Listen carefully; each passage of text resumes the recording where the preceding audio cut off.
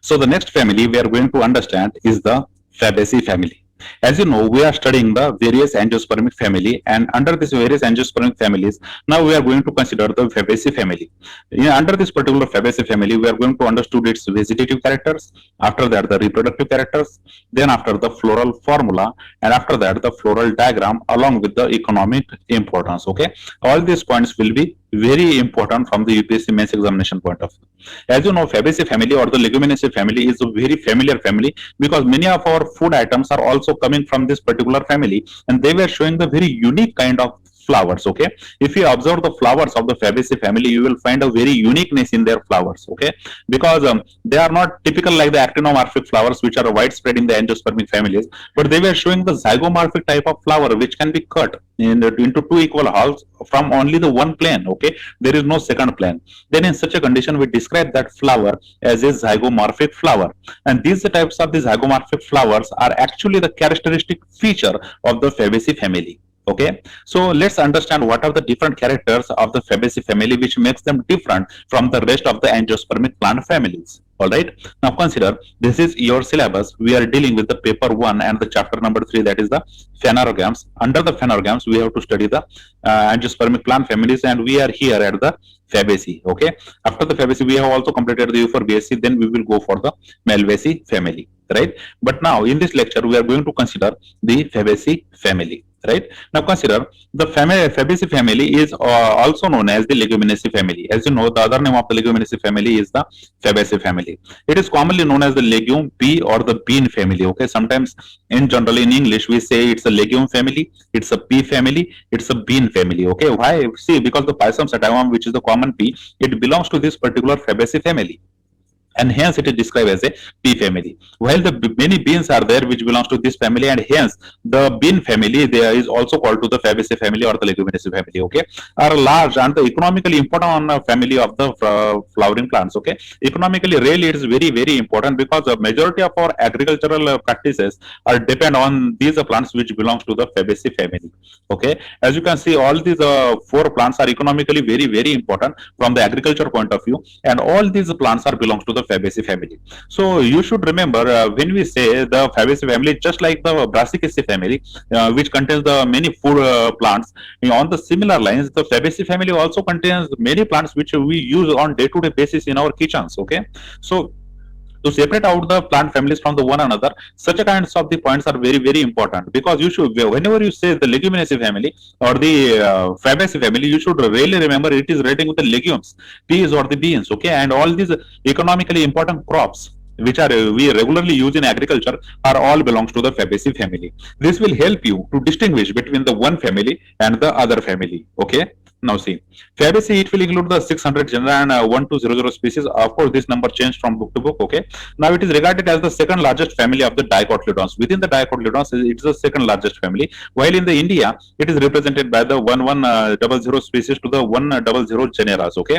so number throughout the world and number in the India is given, but this number can change. Okay, because as the new publications are coming out and new types of the species were regularly discovered in the any region of the world or in the India, so this number keeps on changing. Okay, so the Fabaceae family in general includes the 600 genera, while the 1200 species are there, while the 1100 species and the 100 genera are present in the India. All right, now see, the family is divided into the three subfamilies. Actually, it is based upon the floral characters. Okay, because the floral characters are different, and due to the differentness in the floral characters, this Fabaceae family or the Leguminosae family is subdivided into the three families. The very first is the Papilionaceae family, then the Caesalpinaceae family, then the Mimosa family by the many botanists. Okay, of course it is not accepted by all the botanists, but there are many botanists which are advocating that depending upon the floral character, we can actually separate out the Fabaceae family into the different categories. For example, the Fabaceae family can be distinguished into the three categories: the Papilionaceae, then the Caesalpinaceae, and the Mimosae. Okay, but there are some scientists like the Sen. Okay, on the basis of the comparative wood anatomy, suggests that there is not much reason or the sharp difference between the subfamilies to separate them. Okay, when in detailed studies on the wood anatomy has concluded by the Sen, he concluded that there are not much evidences or there are not much sharp differences between these subfamilies to separate separate them out from the one another. Okay, so it is better to consider them under the one family, which is called as the Fabaceae family. Okay, Fabaceae or the Leguminaceae family. All right. So on the one hand, we are trying to. There are many botanists who are trying to subdivide the family into the three subfamilies, but there are other scientists there which are suggesting that these all families are similar, and hence they can be placed under the one common family, which is called as the Fabaceae family. All right. Now see. Now let us consider the vegetative characters. Okay, now first of all, let us consider the habit. The which type of habit is actually shown by the Fabaceae family. Now the plant shows the great variation in the habit. Okay, their habit changes from plant to plant. See, there are many plants which are herb in nature. Okay, so small plants are there, herb plants are there, and as you know, whenever we say the herbs, this is considered as an advanced characteristic within the family. Okay, so there are many herbs. For example, the very first is the Melilotus. Okay, consider this is the plant of the Melilotus. Okay, and see how small plant is there, green plant is there, delicate stem is there, green stem is there, and this particular Melilotus plant is considered as a herb plant within the Fabaceae family, right? Then we have the second plant which is called as the Medicago. See, this is the Medicago plant, and this Medicago plant again is showing the herb habit. Okay. Then there are some plants which are the shrub in nature. Okay, that is they were attaining some height, but although they do not have the very strong stem, at the base of the stem there are many substems are coming, and in such a case we say the plant is the shrub plant. Okay. For example, the Butea. Okay, see, this is the Butea, and Butea monosperma, you must have heard this name and you must have seen this tree. Actually, in the summer time, now the time is here. At this very time of the Feb to March to the April, the very reddish flowers are produced by these plants. Okay, so Butea genus, it belongs to the Fabaceae family, representing the shrubs. Okay, it will attain the height of the 10 to 20 feet, and there are many stems which are coming out from the ground, and they were producing the very pinkish to red color flower during the summer season. Okay, and then it is considered as a shrub. So you should carefully remember which examples to put forward for the herbs and which examples to put forward for the shrubs, right?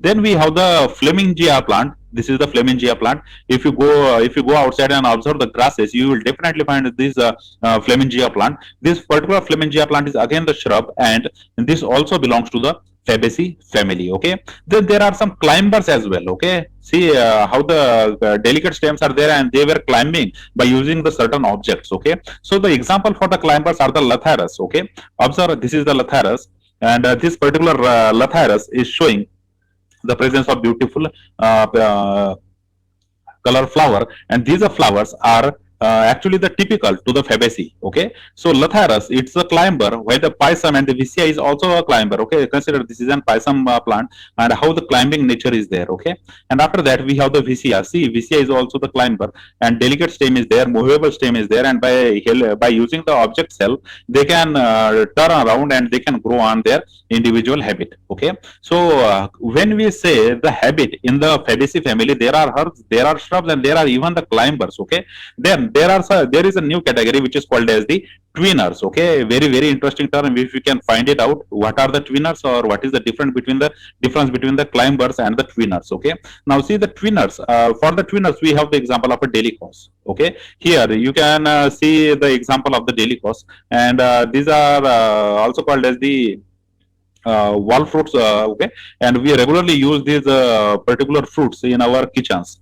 And this example of Dolichos is a particular example for the twiners in the Fabaceae family, right? Then after that, we have the trees as well. Okay, so see the variation in the habit. There is so much variation in the habit in the Fabaceae family that nearly every kind of plant is found in the Fabaceae family. Whether there are the herbs, there are shrubs, there are climbers, there are twiners, there are trees. Okay, see Dalbergia. Okay, see this is the first tree which is called as Dalbergia, and see how strong base is there. Okay, how strong tree trunk is there. So this is showing the tree habit. Okay, and also the Sesbania. This Sesbania plant is also showing the majestic height, and the plant can grow up to the 40 to 50 in height, and it shows the very strong wood. Actually, the secondary growth is present in both Dalbergia and the Sesbania. Okay, actually these plants are very useful for the woods as well. Okay, then finally we have the Ishiko momen.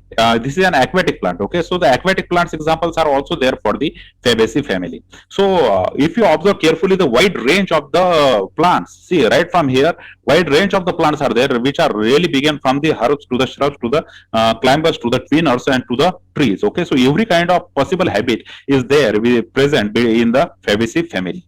All right. So please be careful while writing down the botanical names. Okay, these botanical genus are very important to put forward as an example while describing the habit of Fabaceae family. Now let us consider the vegetative characters. Under the vegetative characters, let us consider the roots. Okay. See, much branch taproot system is there. Okay, taproot system is found in the Fabaceae family, and this taproot system is bearing the bacterial nodules. Okay, this is the very characteristic feature of the Fabaceae family. That whenever there is a legume member in the Fabaceae family, this legume member shows the presence of the nodules. As you know, these nodules are quite useful for the nitrogen fixation. Okay, for the nitrogen fixation, these nodules are formed, and actually it's a symbiotic association. Now carefully observe the first picture. Here you will see the member of the Leguminosae family or the Fabaceae family, and observe how the root nodules are formed on the root. Okay, and these root nodules are really helpful in fixing the nitrogen for the plant. So symbiotic kind of association is there within these particular nodules. There is a presence of bacteria which will provide the nitrogen to the plant, and in return plant will provide the food to these bacteria. So symbiotic kind of association is there. We have actually talked about this nitrogen fixation before as well.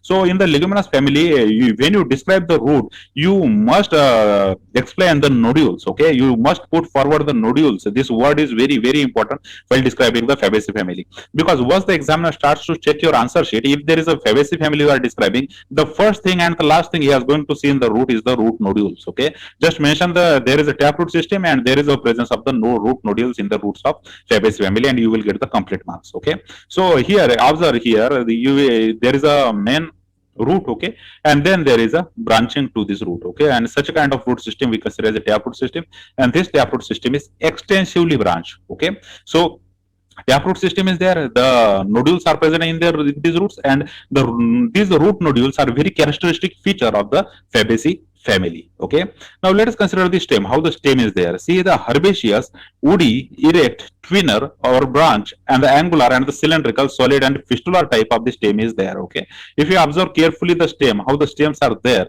stems can be herbaceous and can be woody, because both herbs and the tree habit is found in the Fabaceae family. Hence the herbaceous stem and the woody stem, both stems are there. Yes, stems are erect. Okay, they are twinner in nature, because twinner habit is also shown by the Fabaceae family. Then it is branch in nature. Okay, angular or the cylindrical. Okay, showing the cylindrical shape. It is solid from inside and it is fistular in nature. Okay, so the stem is very easy to describe once you know the habit, because in the habit we have described the herb, shrub, twinners, etc. Right, woody nature is there. So erect stem, right? Erect, that literally means above the ground, right? Angular, cylindrical stem. The herbaceous stem is there. Okay, and these type of stem were actually widespread in the Fabaceae family, because these types of the habits were actually shown by the Fabaceae family members. Okay, now see how the leaves are there. Okay, leaves are caulin to the ramal. Okay, then they are alternate. Okay, see, observing this first picture, how the alternate leaves are there. First leaves is coming here, while the second leaves is coming here. Okay, so alternate leaves are there, and then the stipulate leaves are there. That is, the stipules is present at the base of the leaves. Okay, see, compound, mostly trifoliate. Okay, see, compound leaves are there, and mostly the trifoliate leaves are there. Okay, that is in a group of three. Okay, the trifoliate leaves are there, and sometimes they are simple even. For example, in a Alisocarpus, consider the Alisocarpus. In the Alisocarpus, you will find the presence of the simple leaves. Okay, see how simple leaves are there. For example, there is a this kind of leaves, only the single blade is there, and this is considered as a simple leaf. Okay, and the example for such a simple leaf is the Alisocarpus. Okay, it's a and sometimes it got modified partly or wholly into the tendril. Okay, for example, Lathyrus. See, in the Lathyrus, the whole leaf is got partly or totally got converted into the tendrils. Okay, observe here if you can see it. See, this is the tendril. Okay, it is a wire-like structure which is placed in place of the leaves in order to climb. Okay, so tendrils are got created in the Lathyrus or in the Pisum or in the Vicia. Okay, so what are the tendrils? Tendrils are nothing but the wire-like structures. Okay, they are the complete replacement or the partial replacement of the leaves which can be seen in the Fabaceae family. Okay, so how the leaves are there? The leaves are actually caulin or the ramal in nature, right? They were alternate, they were stipulate, they were compound mostly, and they were mostly trifoliate. Okay, sometimes simple leaves can be seen. All right. Sometimes the leaves are got modified partly or wholly into the tendril. Okay, and tendril is nothing but the wire-like structure which is used by these climbers to climb. Okay, these wire-like structure will attach to some object, and by using the that object by taking help of that object, the climber can grow. Okay, so such a type of tendrils can be found in the Lathyrus, then the Pisum, and then the Vicia. Okay, while the leaf base may be pulvinate. Okay, so at the base of the leaves you will find some broader structure. Okay, membranous structure, and such a membranous base is called as the pulvinate base in the leaves. Okay, so leaves may be pulvinate in nature in the Fabaceae family. So this is how there are the roots, then there are the stems, and then there are the leaves in the Fabaceae family. All right, now consider the in the Lathyrus aphaca, the entire leaves become modified into tendril. Okay, consider this is the plant species of the Lathyrus aphaca, and in this Lathyrus aphaca you will see there are the presence of tendrils. Okay, so observe these are tendrils, how the tendrils are there, and these are tendrils are direct modification of the leaves. That what it literally means, the whole leaves is got converted into the tendril. Okay, for the climbing purpose, because sometimes as there is a climbing nature in the Lathyrus, this Lathyrus species always require the help of some other object, and to catch the other object they require the tendril. Okay, so the soft delicate green colors, a wire-like tendril is created, and this tendril will catch the object, and by taking help of that object, these climbers can grow above and above. Okay, so in the Lathyrus aphaca you will find the leaves which are totally got converted into the tendril. Okay, in Pisum and the Lathyrus, the stipules are foliaceous. Okay, and highly developed. Okay, in both of these plants. Okay, for example, in the Lathyrus and in the Pisum. In the Pisum, understand this, how the tendrils are there, how the stipules is got converted into the foliaceous structure. Okay, just like the leaf structure, the stipules are got foliaceous, and they were highly developed. Okay, observe how they are, and these are again useful for the climbing purpose or for the protection purpose. Okay, while in the Pisum and the VCR, the leaflets are modified into the tendrils. Okay, so whatever the small leaflets are there, they are also getting converted into the tendrils in the Pisum and the Vicia. Okay, consider this is the Vicia plant, and this Vicia plant is showing the conversion of the leaflets. Okay, why leaflets we are seeing here? Because the compound leaves are present, and these compound leaves, out of these compound leaves, one of the individual leaves are called as the leaflets, and these leaflets are getting converted into the tendrils in order to catch the object. Okay, so leaf modification can be seen in the Fabaceae family. When you write down the description regarding the Fabaceae family, you should mention there is a modification of the leaves in the Fabaceae family in order to convert it into the tendrils. Okay, this becomes very important because this is the characteristic feature of the Fabaceae family. You should mention the tendrils, you should mention the root nodules. Okay, because this makes this family very special, and this type of characters were not found in the other plant families. Okay, now see, in the Lupinus and in the Medicago, for example, say the Lupinus and the Medicago, the stipules are adnate in nature. Okay, while in the Desmodium gyrans, the two lateral leaflets perform the autonomous movement. Okay, see, this is the Desmodium plant, and the two lateral leaflets. Okay, whatever the lateral leaflets are there, they will perform the autonomous movements. Okay, for example, to create the autonomous movement, the self movement, the lateral two leaflets are used by the Desmodium gyrans species. Okay, so leaves are very special in the Fabaceae family. Sometimes they got converted into the into the tendrils, and even there are some leaflets which are used for the movements in the Desmodium like genus. Okay, so when you talk about the leaves in the Fabaceae family, you should carefully explain them, how the leaves are there, what is their nature, how they got converted into tendrils, how the stipules got converted into the tendrils. Okay, mentioning the stipules in the leaves, it becomes very important because stipules are considered as a part of the leaves. Okay, so how the stipules are there in the Fabaceae family, because we have mentioned that the Fabaceae family is the family which contains the stipule, hence the stipulate leaves are there in this particular family. Okay, so modifications, the new structures, all things you have to mention in the UPSC mains as well.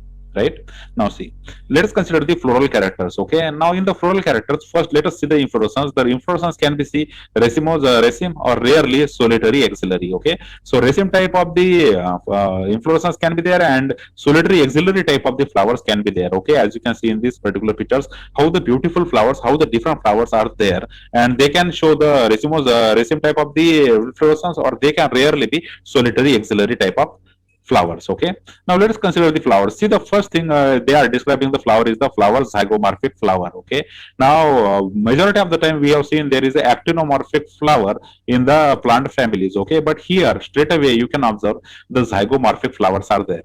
Now what is the difference between the actinomorphic flower and the zygomorphic flower?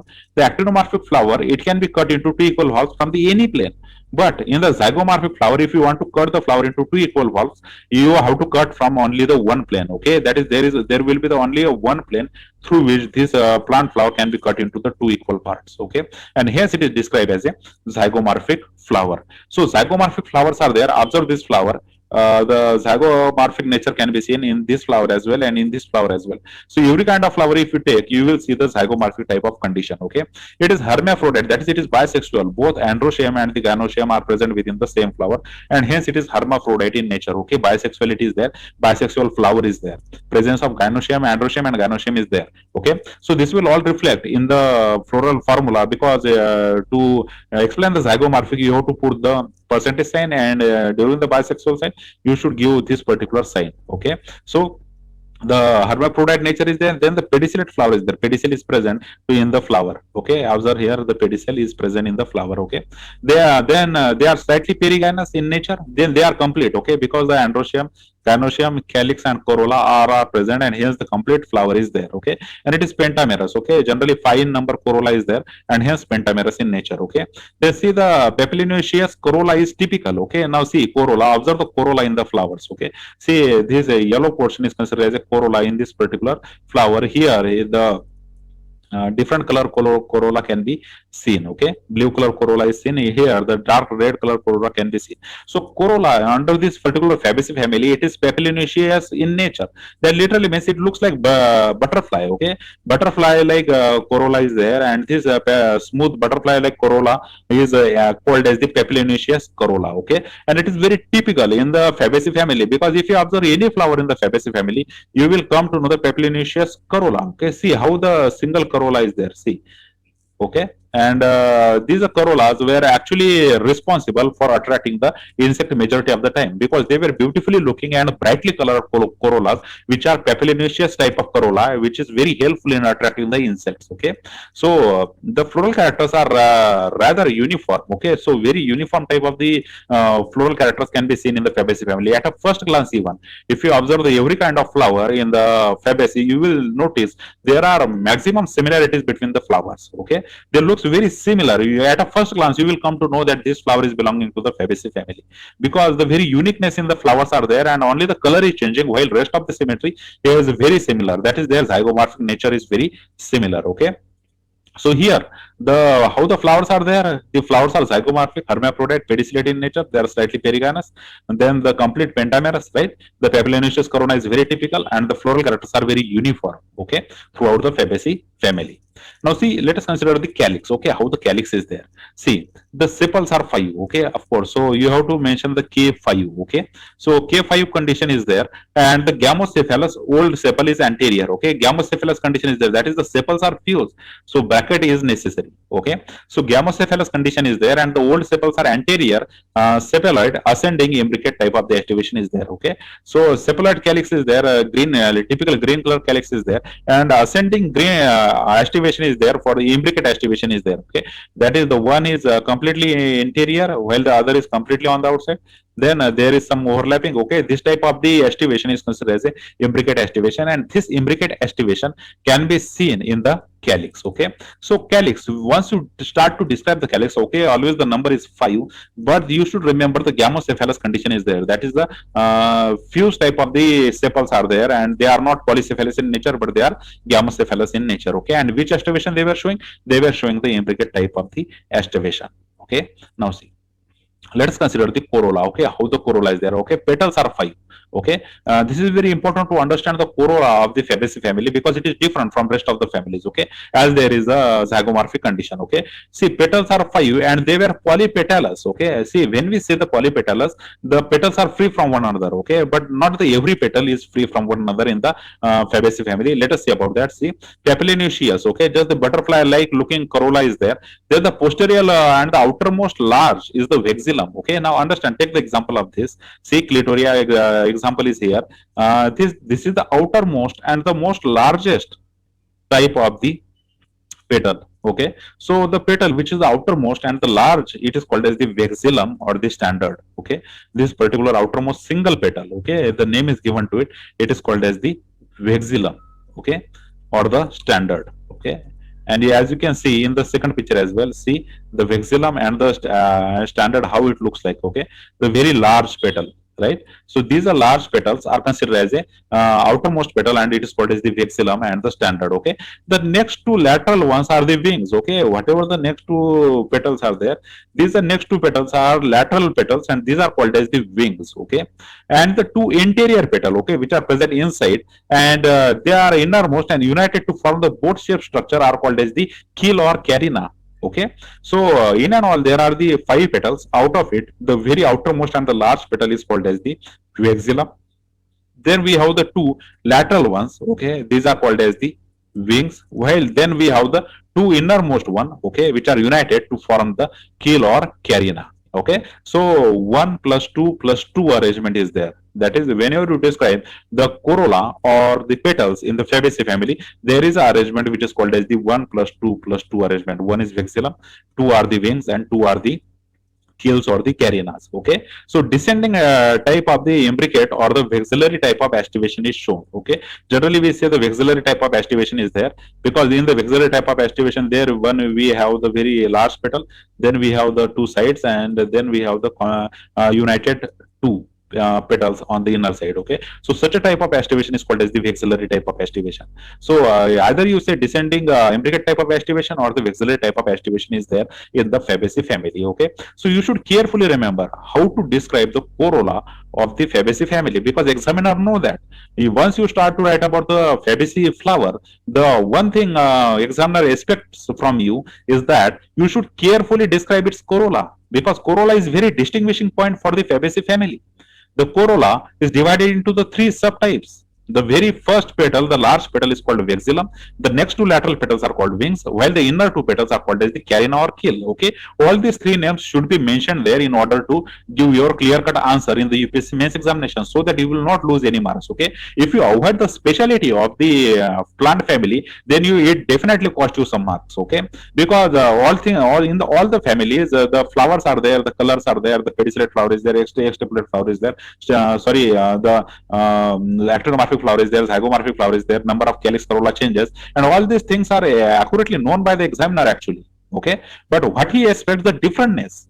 Okay, because subconsciously he also thinks that how to describe the Fabaceae family is by giving the description about its corolla, its vexillum, its wings, and its carina. Okay, this will make this particular Fabaceae family different from the rest of the family. Okay, so you should write it down as well in the description.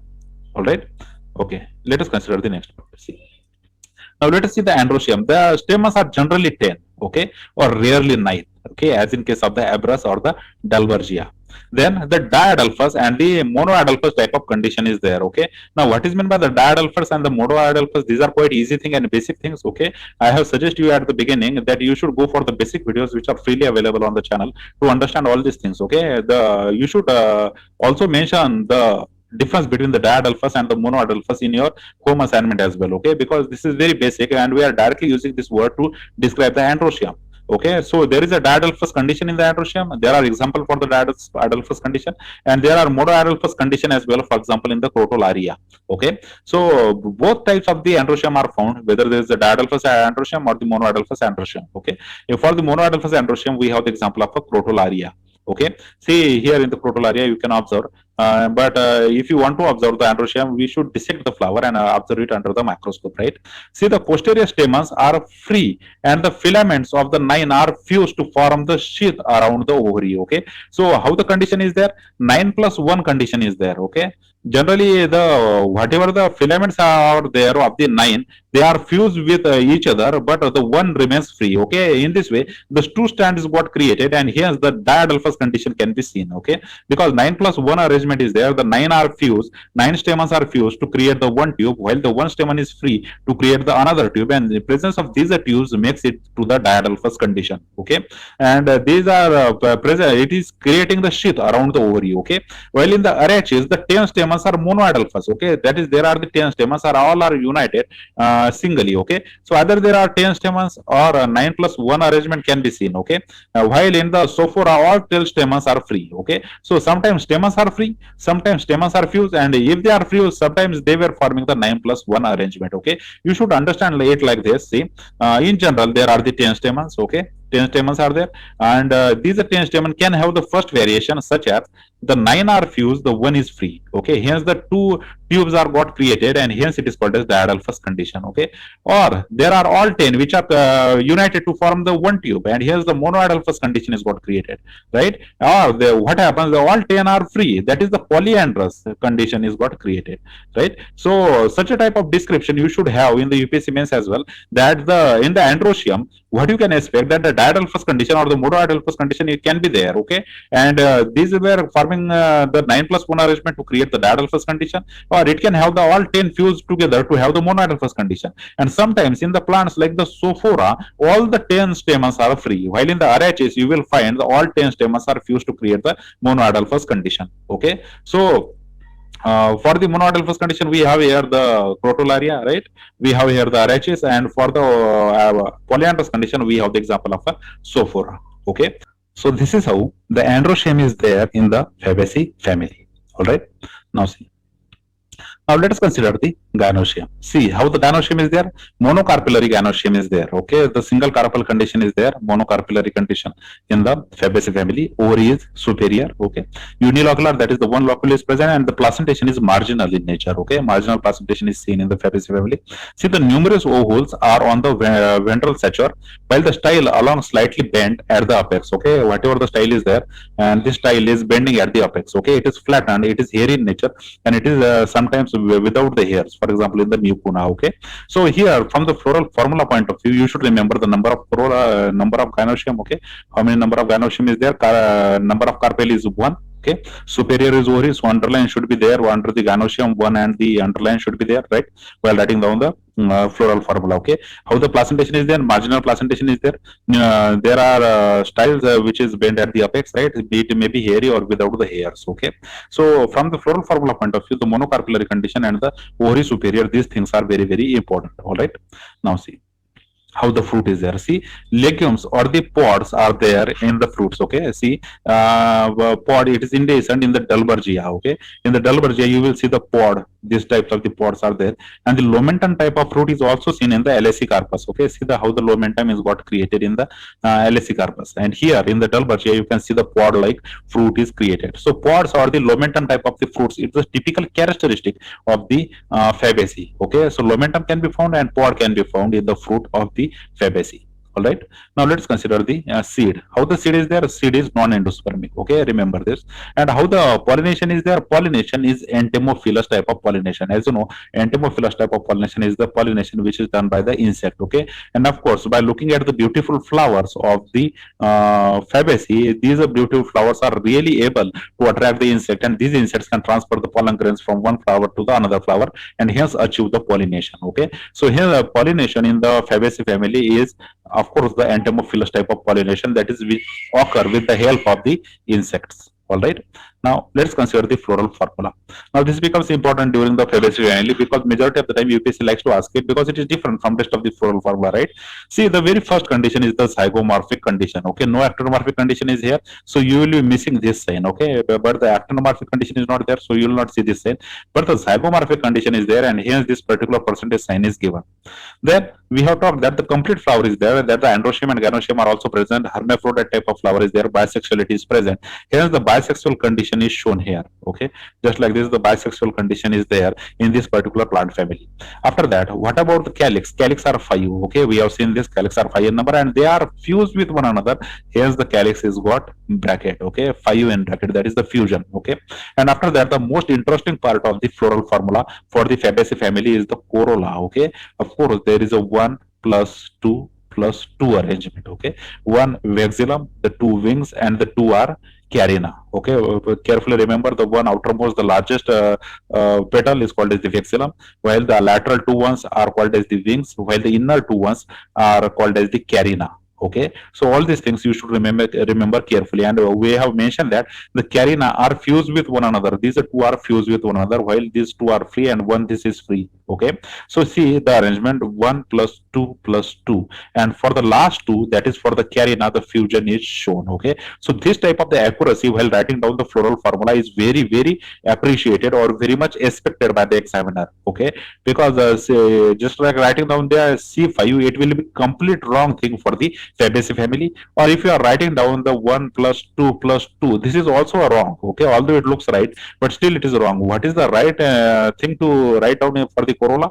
For the Fabaceae family, it's 1 plus 2 plus in bracket 2, because last two are fused while the first three are free from one another. Okay, so 1 plus 2 arrangement is there, and last two are fused with one another. Okay, now the androecium are 10. Okay, and the monoadelphous condition is shown in this particular floral formula. Okay, because 10 are there, and the all 10 are fused to create the one tube, and hence the monoadelphous condition.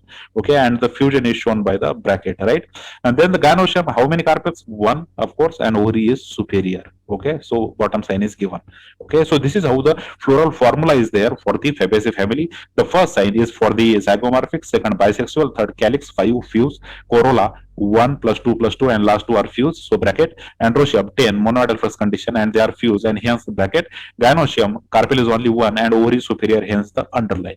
Okay, so this is how the floral formula is there for the Fabaceae family. Okay, now let us consider the floral diagram. Okay, now see, when we say floral diagram for the Fabaceae family, first we have to draw the calyx. Okay, so number of calyx is 5. Let us consider this is the first, right, second, third, fourth, and the fifth one. Okay, so 5 calyx is there, and the calyx actually it should be fused. Okay, the fusion should be shown because the calyx are fused with one another.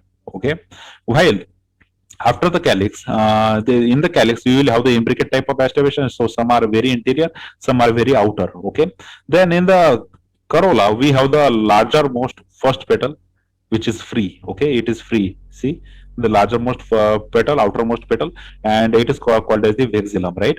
Then we have the two lateral ones. Okay, these are also free. Okay, these are two are lateral ones, and these are two are also free in nature, and these are two lateral portions are shown laterally. Okay, while we have the third pair which is fuse. Okay, just like this. Okay, so the fusion is shown in the last two ones, and so the 1 plus 2 plus 2 arrangement is there, while the last two are in the bracket. Okay, so vexillum type of the aestivation is there in the corolla. The outermost larger wing is there, the larger vexillum is there, then the inner two wings are there, and after that we have innermost two corolla, sorry, the two carina, which are fused with one another. Hence, 1 plus 2 arrangement is there in bracket. Okay, while there are the 10 stamens. Okay, generally we have mentioned the 10 9 plus 1 arrangement can be seen, or the 10 monoadelphous condition can be seen. Okay, see the 1 2 3 4 5 6 7 8 9 and 10 stamens are there, and all these are fused. Okay, and that is why this fusion is shown. Okay, this fusion like this. Okay, and at center you will have the single carpel.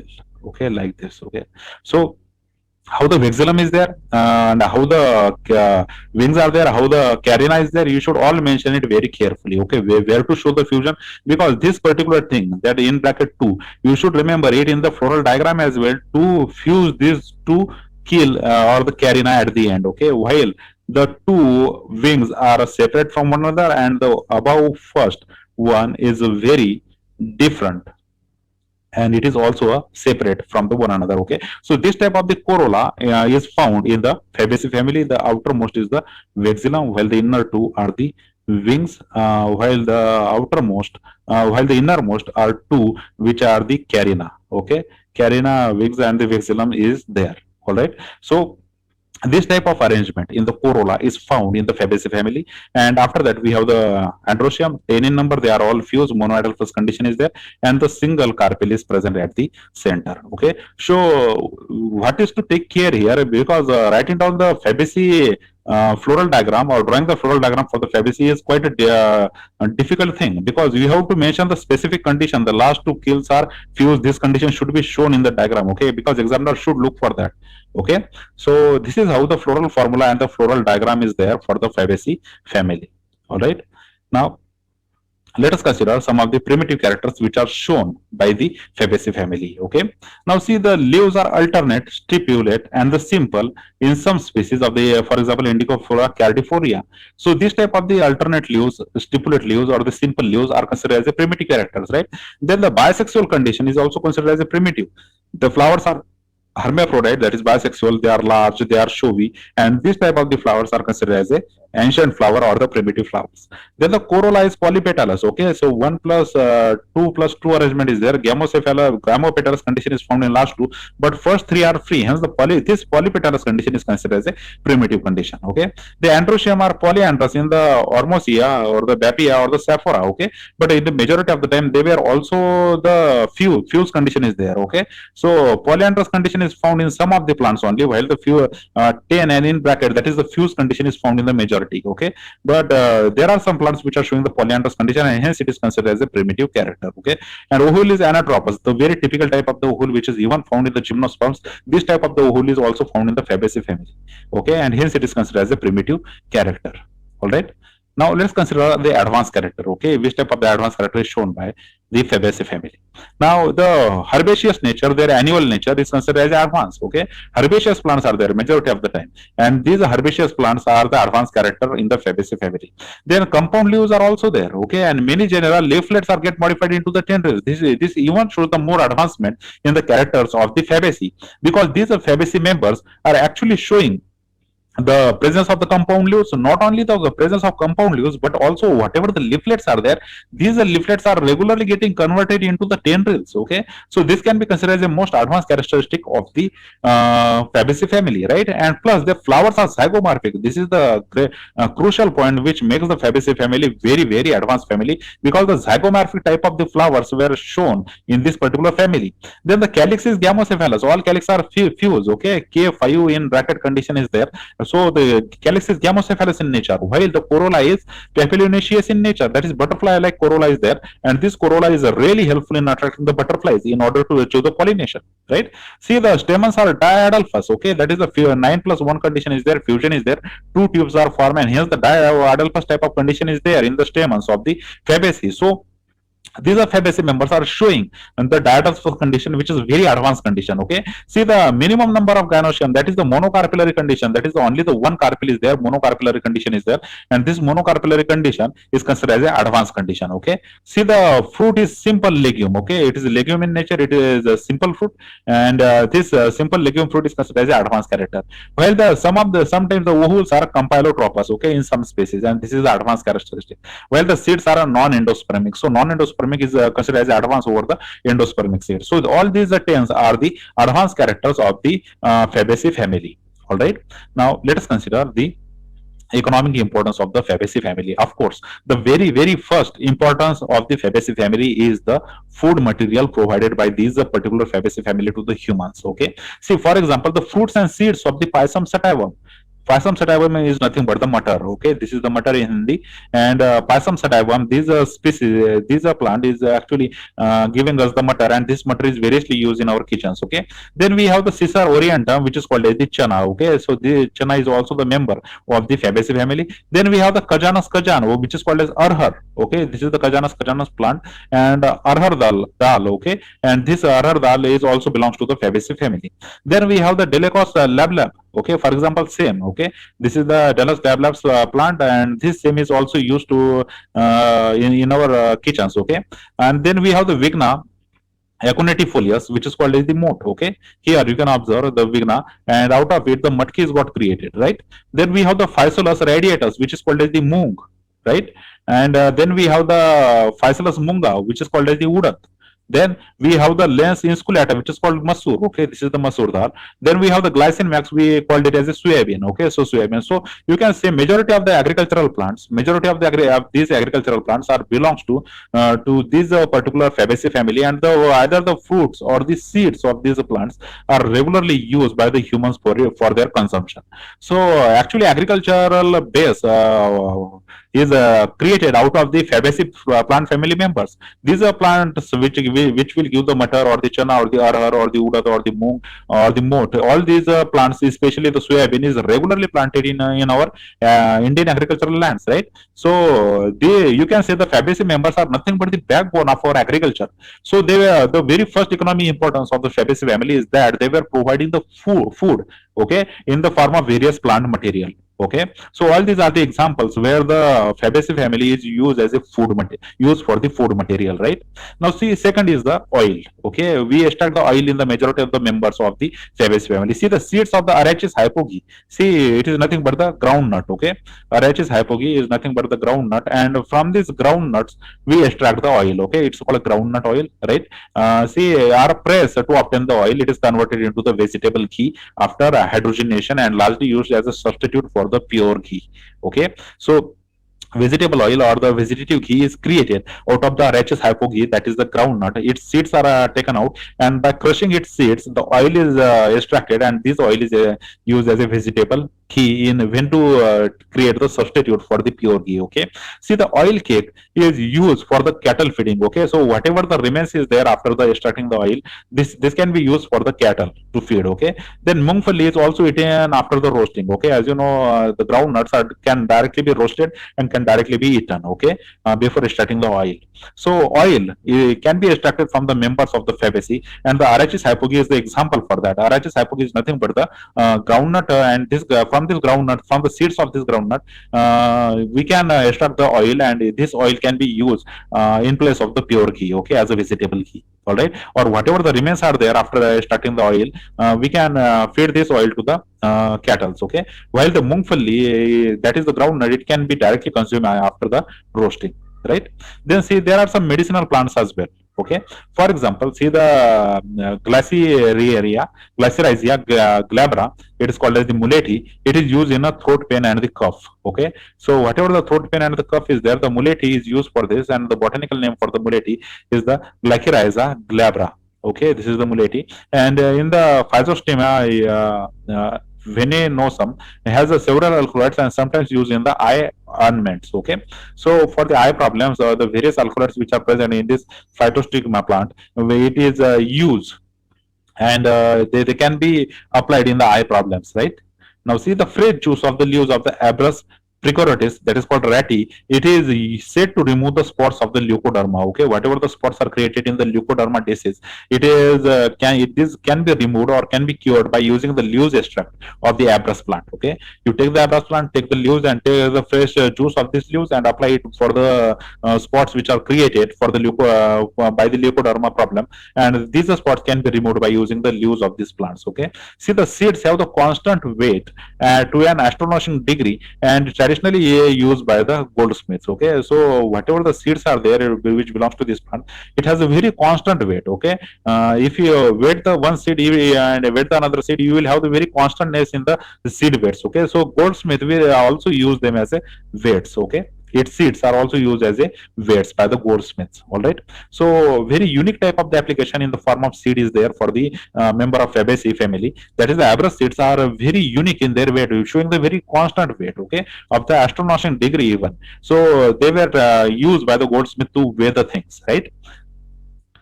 See the next plant is the Solenopsis tetragonaloba. Its seeds are laxative in nature. Okay, they are stimulant and produce the colorless essential oils.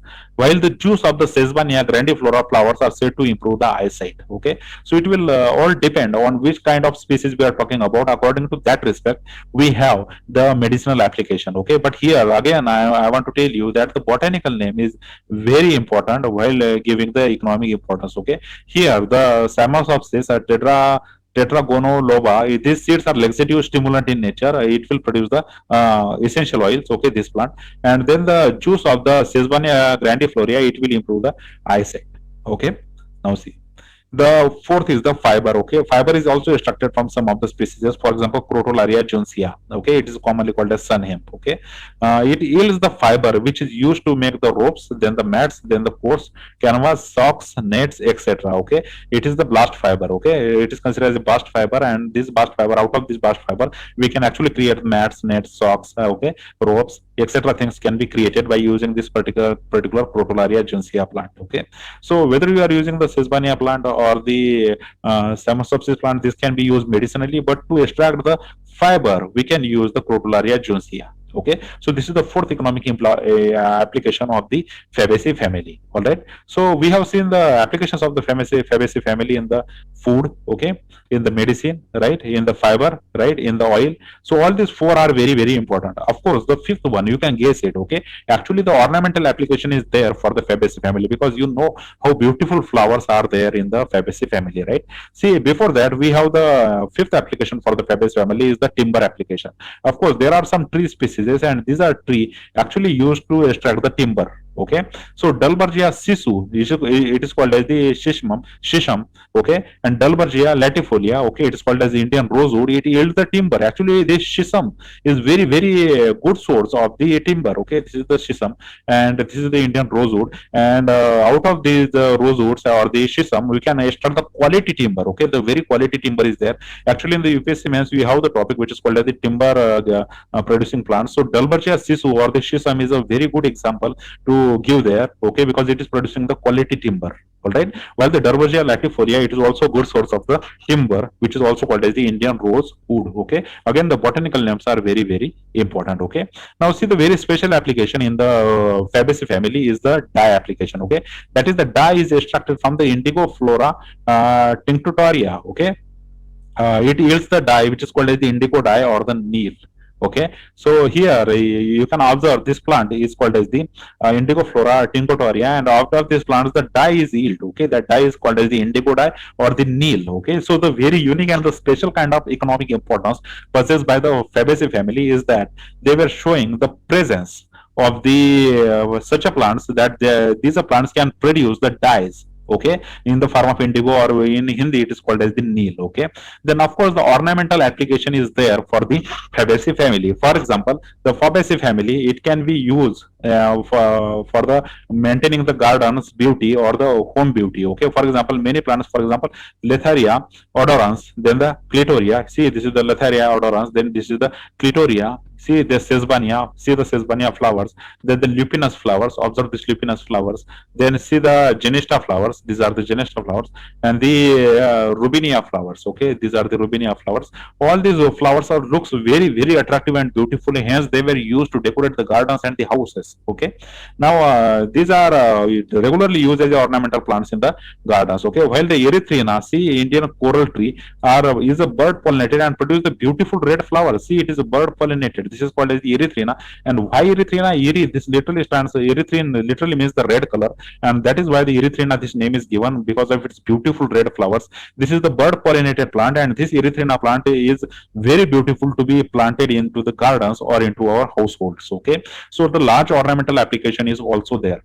So in and all, we have seen there are total 7 economic importance for the Fabaceae family. All right, so vegetative characters of the Fabaceae family, reproductive characters of Fabaceae family, floral formula for the Fabaceae family, floral diagram for Fabaceae family, and the economic importance of the Fabaceae family. This will be all very, very important with respect to the UPSC mains examination. Okay, you should carefully remember it. Okay, and remember all the 7 economic applications regarding the Fabaceae family. All right. So this is all about this topic. Okay, thank you very much for watching this video. Please like this video, share this video with your friends who are studying the botany, and if you haven't subscribed to the Botany After channel yet, please subscribe to the Botany After channel for UPSC examination. Again, thank you very much for giving your time. See you in the next video lecture. Thank you.